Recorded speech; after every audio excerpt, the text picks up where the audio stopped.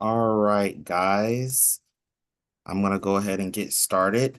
My name is Al Williams. I'm here at Capital Area Healthy Start over the Public Relations Department. And I want to thank you guys for joining us today at Capital Area Healthy Starts Lunch and Learn. Today, we'll be talking and diving deeper into prioritizing parental self-care, which is a very important topic when it comes down to prenatal health, especially dealing with mothers that might be going through postpartum and things like that, and essentially even helping out with the fathers in that situation. Today, we have an expert with us. Her name is Miss Raven James. She is the Women's Empowerment Program Coordinator at the Oasis Center. She holds a master's degree in social work from Florida State University and a bachelor's degree in social work from Florida A&M University. Raven has experience in providing motivational-based therapy to youth and adults. She also works in Volunteer America, providing services in connection with veterans in the community resource. That's great. Raven's currently working as a single mother support and individual counselor. Raven's excited about being here. She's actually been with Oasis for about a year and 8 months. So definitely going into that 2 year span. Congratulations. And go ahead and you can take it away, Miss Raven. Thank you so much for having me. So bear with me if I mumble a little bit, but this opportunity is very important. And I think that as providers and just working with moms or being a mom yourself, a father, it is very important to prioritize your self-care when you are navigating life as a parent. So, this is me. I am the Women's Empowerment Coordinator for the Oasis Center for Women and Girls. And kind of a background of who I am. Like Alfred said, I worked as an individual living counselor for Volunteers of America, working with vets, and now I oversee our women's program. I facilitate the support groups for the moms on and off site, and then I also do short-term individual counseling.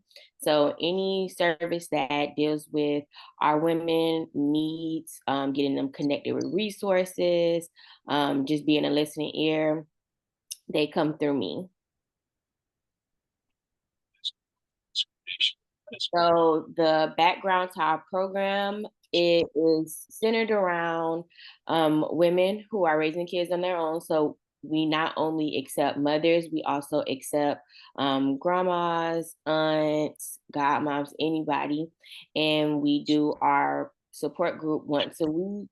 Some places we do it twice a week. The one that is on site, we do give the moms dinner as well as the kids, and we have someone to supervise the kids. And it's kind of centered around the moms getting professional support as well as peer support.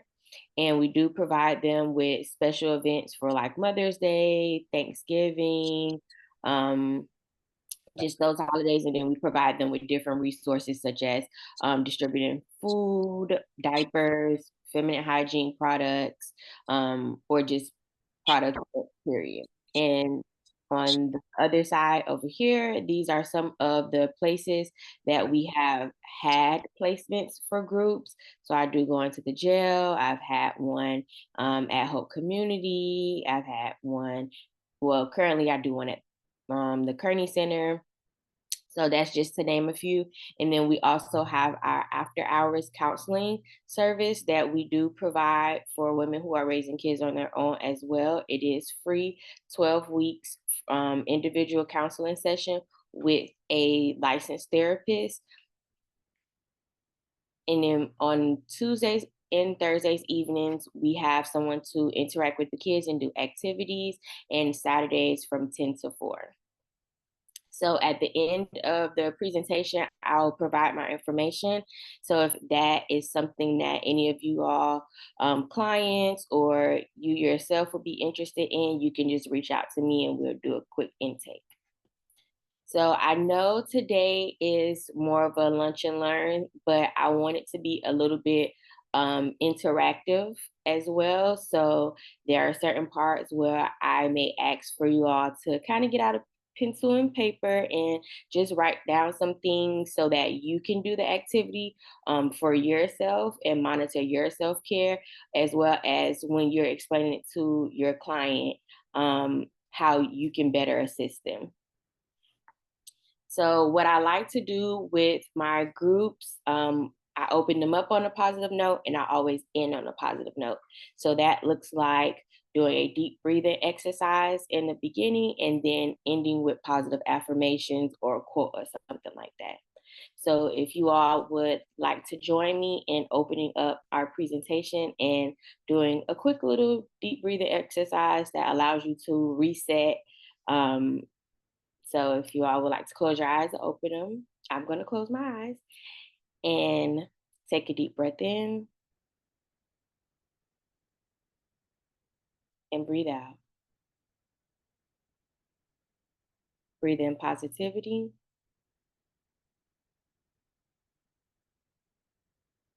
breathe out negativity. Breathe in that tomorrow's a new day,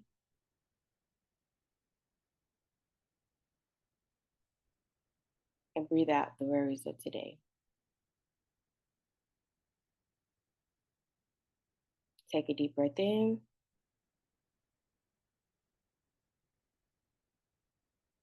and breathe out and open your eyes. All right. So that's how I kind of reel my moms in, because sometimes like our Thursdays groups are in the evening. So a lot of moms are coming from picking up the kids, sitting in traffic, just doing a lot of things. So it allows them to take a moment to reset and kind of see, okay, let's focus on what it looks like. And we're going to touch more on that specific technique a little long in the presentation. So, what does it kind of look like for someone to not be practicing self care? It leads to depression, burnout, mood swings. It often shows the mom being very irritated or the parent being very irritated. They isolate themselves, so they don't like to be around a group of people, go out, because any chance they get, they're trying to have their peace of mind. It's kind of difficult when you are trying to feed a baby, a newborn, they aren't latching on. This is kind of your first time doing it. So you are looking for that guidance, that peace of mind, or you have another little one yanking on your leg saying, Mommy, Mommy, Mommy. So it's kind of hard for a parent to kind of focus on self-care. And I know oftentimes I do get that where I don't have time to do it. And sometimes that is the very truth of when you're doing it by yourself, there is very little time to kind of focus on how do I make myself feel better? How do I prioritize myself? How do I pour into myself? But I always tell them it's the slightest things that we do throughout the day that we don't realize that it is a form of self care. Just taking a deep breath or just doing the small things, and it doesn't cost a lot or cost us anything. So, what is self care? It is a form of making sure you are doing an active role to focus on your well being and your happiness, and you're just taking care of your physical, mental health, and emotional and spiritual health. And why is it important? It is important because you, as a parent, are at the top and everybody else is like a domino effect. So if you aren't making sure you are good in your physical and emotional and mental health, it is kind of hard because you are a reflection for the kids. And if you are caring for others as well. So it is very important to take care of yourself and everyone else to kind of reap from that benefit. So these are some of the benefits that when you are prioritizing yourself, pouring into yourself, you're able to have that better relationship with either it's your family, your kids, an intimate relationship, work relationships. You're allowed to have more energy because it's a part of like the look better, feel better type of mentality. Once you start thinking it, you start feeling it, and then it shows in your actions. You're allowed to have better sleep.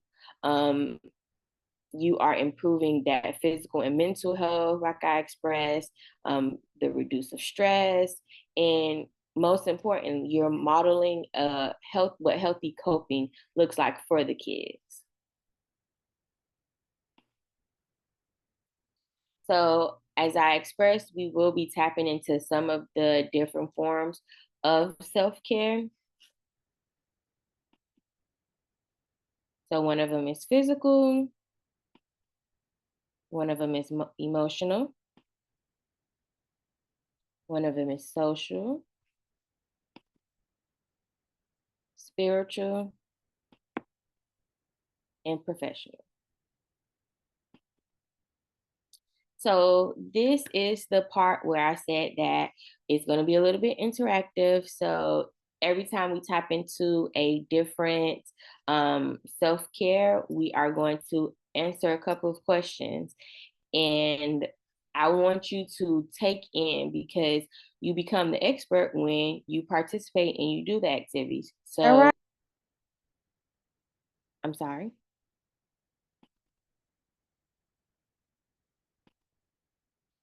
So the way that you're able to better provide and speak from experience is you take on and you're able to, as a provider, know, okay, well, this is something that I think my client can benefit from. So before we tap into the different ways to practice physical self-care, um, I have on the screen, and I'm going to read through them if you all can't see. Some of the questions, and it's listed 1 through 3, and then there's a star. So I want you all to check off one being no, I don't do it as much as I should. 2, I do it, but not as much. And 3, yes, I do it very frequently. And the star is something that I want to implement that I do not do at all. So the first physical self care question is eat healthy foods. The next one says, take care of personal hygiene. The next one is exercise. Wear clothes that help me feel good about myself. Eat regularly. Participate in fun activities such as walking, dancing, swimming. Get enough sleep.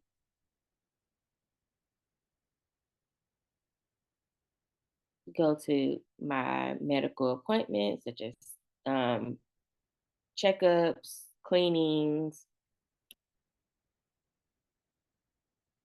rest when I'm sleepy, which is totally different from getting enough sleep. And then to rate your overall physical self care.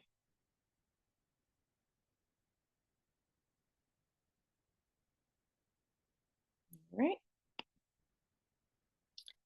So, just looking back at those things, like I said, I've done this activity, and I know we often tell our clients, or we are always saying, because I know I'm guilty of it, make sure you do self care, make sure you prioritize yourself. And I sometimes don't practice the best self care. So I am guilty for it.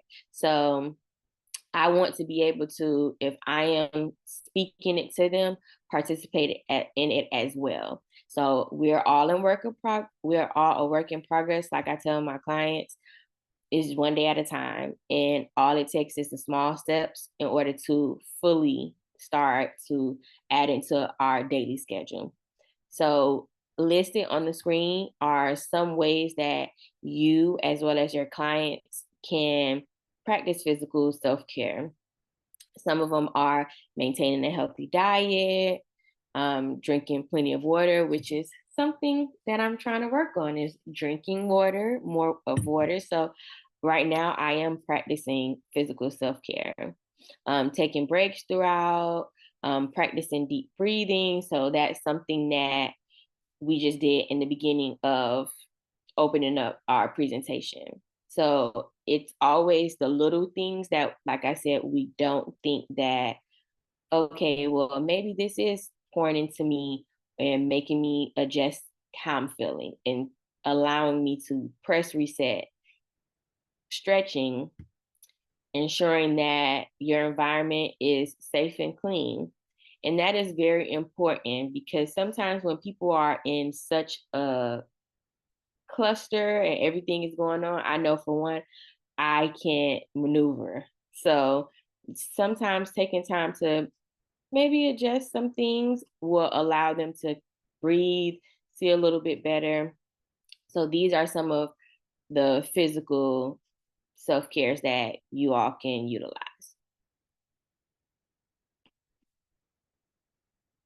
So the next self care we are stepping into is emotional. So the first question, the rules still apply 1 through 3, star, matching if I want to incorporate this. So taking time off from work, school, or other obligations. Participating in habits, hobbies, so sorry. Get away from distractions such as emails, phones, learning new things that are not related to school or work. Express my feelings in a healthy way, such as talking, creating art, journaling, recognizing my own strengths and achievements, going on vacations or day trips, do something that's comforting, such as rewatching your favorite movie, taking a long bath, or taking a walk, finding a reason to laugh, talking about my problems, and your overall emotional and psychological self care.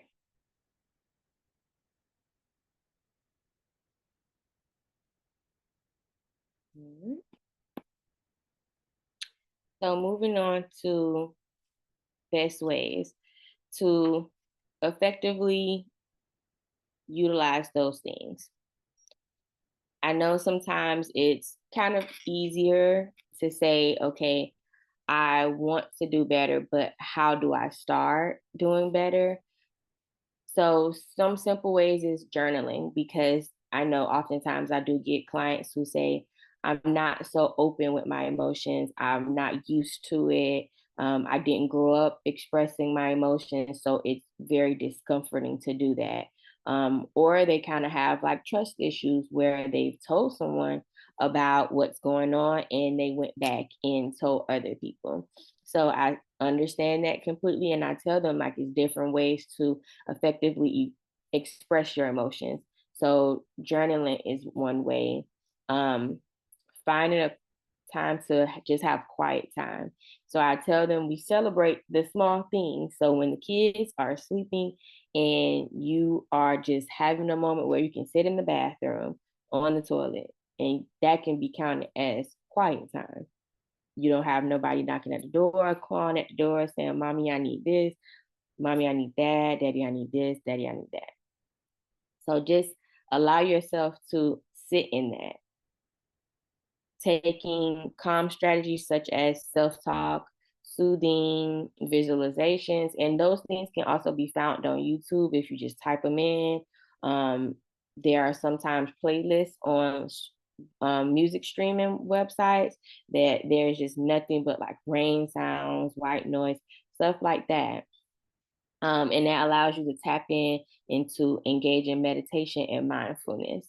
And also, an important one is pinpoint what your emotional triggers are, because if you aren't able to figure out what triggers you emotionally, it's hard to kind of figure out, okay, this is what is this is how I'm going to help myself. And another big one is seeking professional help. So sometimes you may need that unbiased opinion and seeking to go to a counselor or a therapist.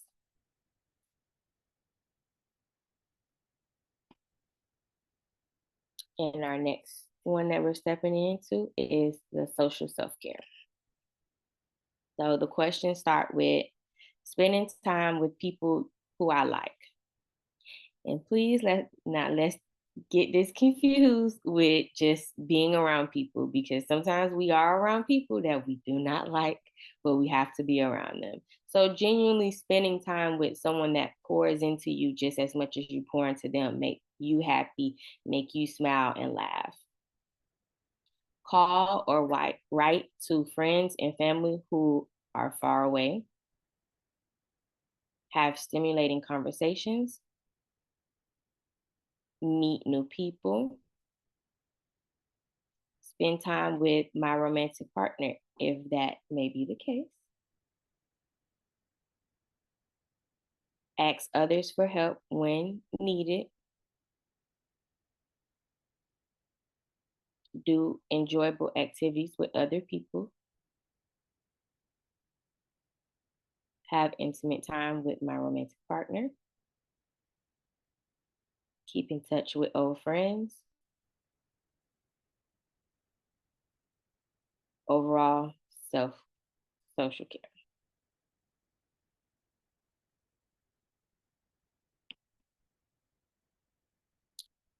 So, some of the ways that we can utilize and practice social care: engaging in daily routines such as having family time with the kids, game night, doing activities. That's something that you can schedule so that when the kids are saying, "Oh, I want more time with mommy," that is a way that you're also pouring into yourself because it's distracting them and you get benefit out of it too. Joining parent support groups or finding groups that have moms that have same interests as you or hobbies and stuff like that. Like Facebook has so many mom groups that they have support groups. They can meet up, like you meet up for play dates. I.e., also our mother support group. We have had so many moms gain friendships out of this support group, and they meet outside of just coming to meet with us once a week. Um, just engaging in relationship bonding, finding things to do outside. And it's like I said, it's the small things, but once you start adding them as a part of your daily routine, it becomes like second nature.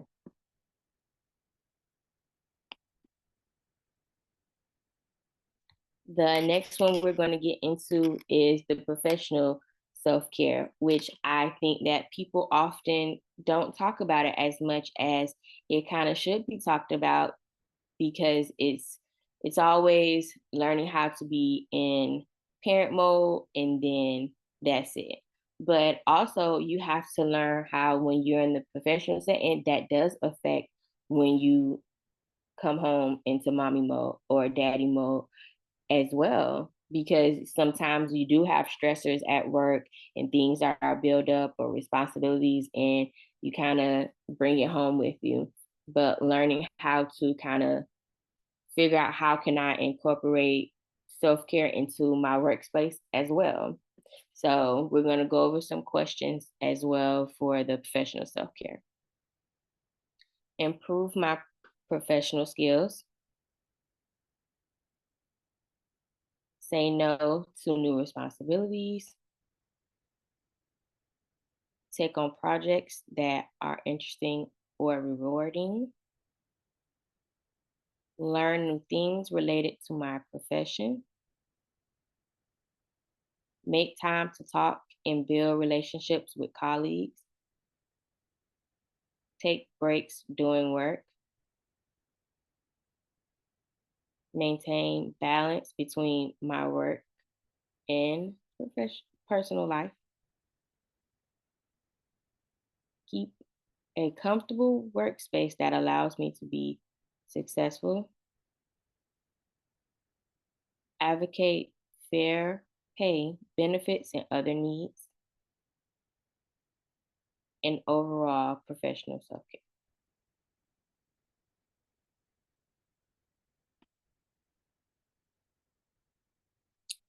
So, some of the ways you can start, like I said, small.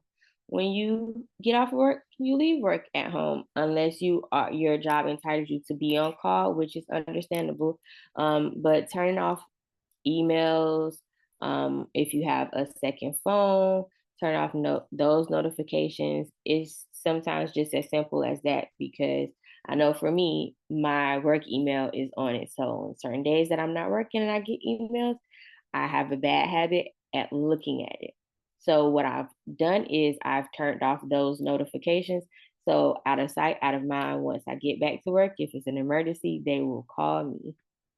But you have to learn how to place those boundaries up when you are no longer at work, especially if you're coming into another responsibility of taking that parental role on when you get home.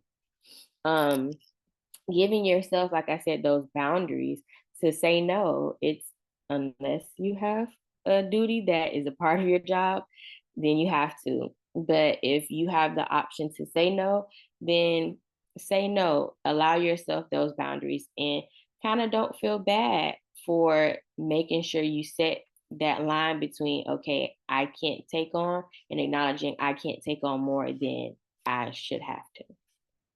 And sometimes it's also as simple as just packing a nice lunch. So when you are going on breaks, you take breaks off the perimeter. So not at your desk looking at because your computer is still set up there, or in the break room where there's other people around still talking about work. When you're on break, and it's time to for you to decompress and not worry about it until you get off break and you get back to work. And then also there's a lot of with jobs, they have different services that you can access. Sometimes there are jobs that offer counseling, support groups, unions, things of that sort. So if there are other resources or services or support, encourage them to kind of join those things. So another activity I like to do, and you all can kind of use this with your clients when or yourself when you are kind of trying to evaluate, hey, I'm having this big emotion. I've been very exhausted lately and kind of overwhelming. Basically, I always utilize, is your cup full? Is it running over? Is it halfway? Just trying to navigate what that looks like now. So this is an activity where in the beginning it says an empty cup. So at this time, kind of what is making you exhausted, what is making you feel overwhelmed, and you list those things. Then you move on to who can help me in this time of need.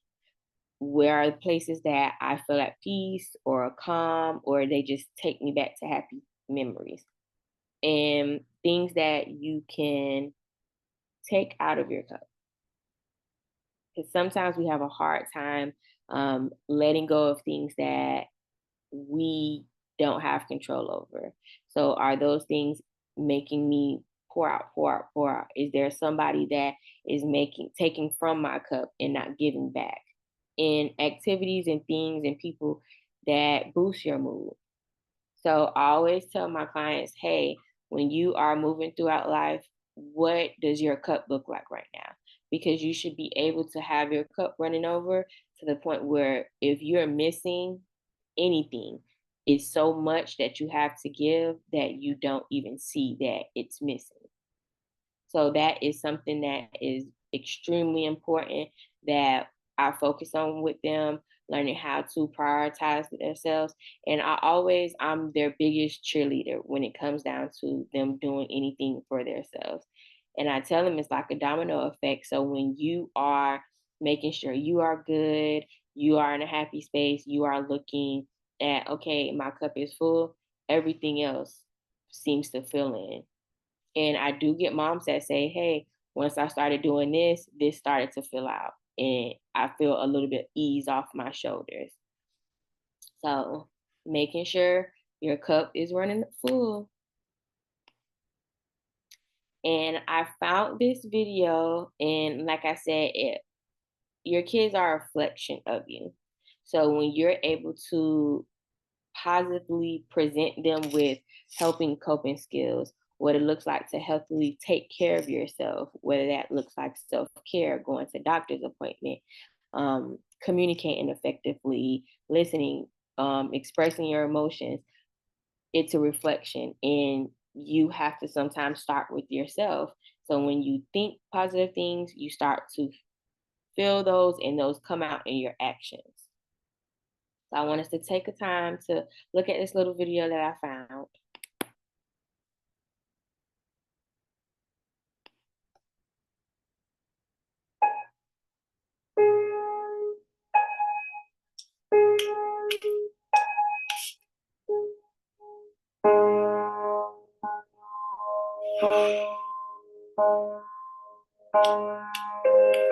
I like being you, said the reflection in the mirror.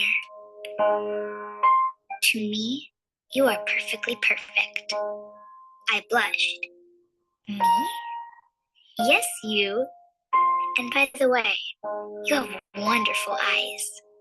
I blinked, astonished. I do? Absolutely. They sparkle like stars on the darkest of nights. I gazed downward. Thank you. Your eyes sparkle too. Sweet of you to say. You have a marvelous voice. I gently whispered. You really think so? Of course. You sound as joyous as a songbird, whistling in the trees. And you have a magnificent smile. I sheepishly grinned. Well, Mama always says, start every day with a smile. I agree. Your smile is as bright and cheerful as the sun in the sky. And you are quite smart. I took a step towards the mirror. I do try very hard. You sure do. You're as brilliant as a rocket scientist. I like that you are friendly. I leaned in closer.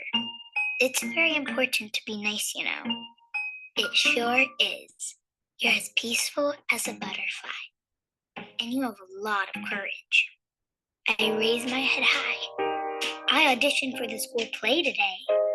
Outstanding. You're as brave as a lion. You're a fantastic dancer. I spread my arms wide. Watch how fast they can twirl. Around and around I went. Amazing. You're as graceful as a dolphin gliding through the sea. I flopped on the ground, giggling as the room playfully spun around. And you have a terrific laugh. Thank you very much. Your chuckle fills the air with bubbly joy. But most of all, I like your heart. Your kindness is as beautiful as a rainbow. I stood up and walked towards the mirror. To me, you are perfectly perfect. I gently pressed my hands against the glass. I like being you. We smiled in unison. I like being you too. I want to be you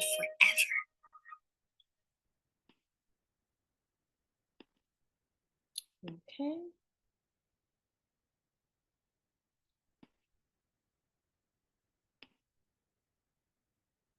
So that was just a video that I kind of found. Like I said, I love kind of ending on a positive note as well. So that was me expressing that you have to sometimes tell yourself nice things in order for you to start feeling a little bit better.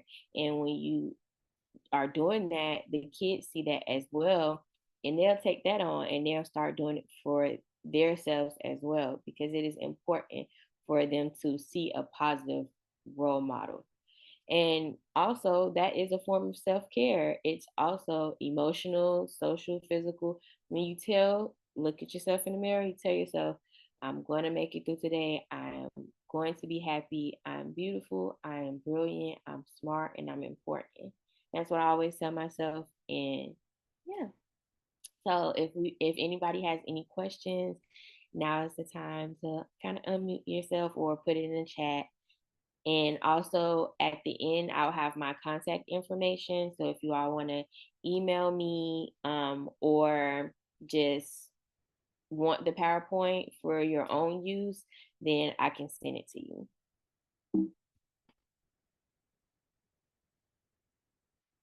Thank you all for having me. That was great. I definitely enjoyed the beginning and actually taking that time to take that deep breath. I actually think I should do that every day when I first get to work. So we do have the floor open, guys. If there are any questions, like she said, you can actually put them in the chat or you can just raise your hand, and we can do that. We will be posting this recording and sending it out to everyone. So we do have her contact information if you guys wanted to go ahead and take some time to take that down. It'll be greatly appreciated. And I definitely want to thank you, Miss Raven James, for all your expertise and all of your insight on how to be a more healthy and carefree person, which I definitely need to do. Any questions, anyone? Thank you so much. All right, so we will keep this recording and we definitely want to look forward to next month. We will have our next Lunch and Learn on the 2nd. We will be sending out that new topic in the next coming weeks. Everyone look out for those. And I want you guys to have a great rest of your Friday and stay safe and stay dry. Thanks, Thank you. everyone.